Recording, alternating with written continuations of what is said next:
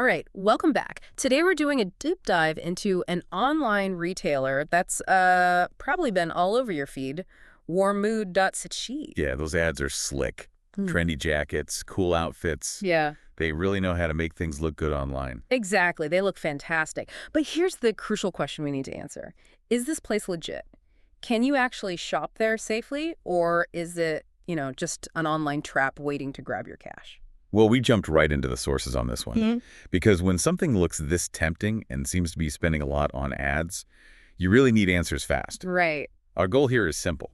Synthesize what we found, look beyond just like product reviews, and give you a clear verdict. Okay, so let's start with what actual customers are saying. And this is, well, it's pretty striking. First off, you look at their website, warmood.seat itself.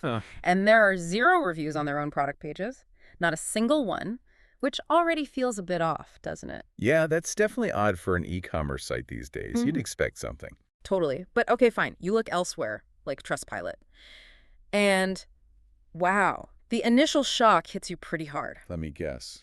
Not good. Not good is an understatement. It's sitting at a 1.7-star rating out of 5, and that's from over 110 reviews. Oof, 1.7. That's really low. That kind of consensus usually points to a serious systemic issue. Exactly. And the complaints are incredibly consistent. People are talking about really bad quality items. Right. Things made with cheap materials that look nothing like the pictures online. Yeah, or the sizing is completely wrong. And delivery, super, super slow, if it arrives at all. We saw that too. Lots of people in the sources explicitly used the word scammed. They felt cheated because what they got was just totally different from what they thought they were buying. Okay, so could this just be like terrible quality control? A company that's just bad at managing its inventory? Or is it something more? Well, you might think that. Until you look at the returns process, that's where the real financial risk comes in. Okay. What's the deal with returns? If you get something you don't like, which seems common, and you want to send it back, you have to ship it internationally, back to China. Wait, internationally? Yes. And here's the kicker, entirely at your own expense. You pay for that shipping. Okay. That sounds like a nightmare. But you're suggesting it's more than just inconvenient, it's deliberate. It really looked that way. Yeah. Think about it. It's a calculated move, a monetary deterrent. That international shipping is probably going to cost you more, or close to, what the item itself cost. Right. So they might offer you a tiny partial refund eventually, maybe. But when you factor in the shipping cost you already paid, it just doesn't make sense financially for you to even bother trying to return it. So it discourages almost everyone from even trying. Exactly. It effectively eliminates most returns. And then, if you do try to contact customer support, people report it's incredibly slow. You get unhelpful replies. Basically, the company protects its money while sending out junk. Wow. Okay, so the customer experience is bad. But let's talk about the site itself, the infrastructure.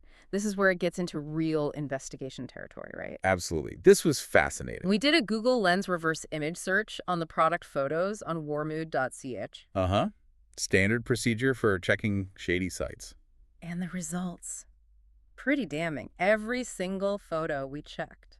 Let me guess. Copied. From other websites, not their own photos. And that is probably the biggest red flag you can find. A company not using pictures of its actual inventory. What does that usually mean? It strongly suggests they don't actually possess that inventory. Or at least not the high-quality version shown in the photo.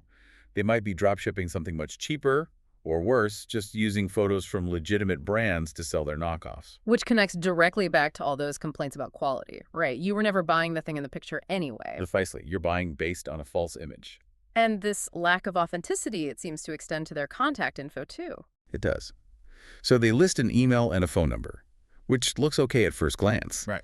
But the physical address listed on their site, it appears to be lifted directly from a completely different, unrelated website, copied and pasted. Seriously. Yep. And the phone number. Sources suggest it's suspicious, maybe non-functional or not linked to any real business location.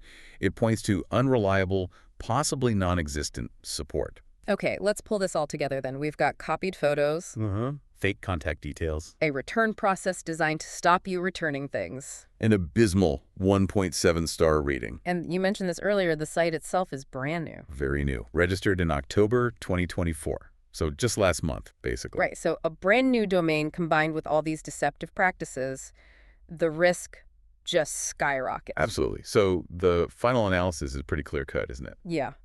Based on all this evidence, Warmood.siege is just not trustworthy. There's a very high chance you'll lose your money, get something cheap and disappointing, or both. Our advice has to be just avoid it. Don't risk it. Agreed. Stay Right. away. So, okay, wrapping this up, what's the key takeaway for you listening to this? We know it's incredibly easy these days to set up a slick-looking website, right? Like this one, registered just weeks ago. It takes almost nothing, yeah. So before you even get to the stage of checking reviews for a trendy new shop you find online, what are those quick, practical steps you can always take? Those infrastructural checks. That's the crucial question. Focus on the basics. First, that contact info. Does the address look real? Can you verify it quickly on Google Maps? Is it maybe just copied from somewhere else? Good point. What else? Check that phone number. Does it seem like a legit business line? Yeah. And critically, use that reverse image search. Take seconds. Right. On the product photos. Yeah. If those images are popping up on lots of other sites, especially like major brands or marketplaces, completely unrelated to this new shop. Then you know they're not showing you their actual product. Exactly. You're not buying what you see. You're likely buying a cheap imitation, or worse, just a deception. Those checks alone can save you a lot of trouble.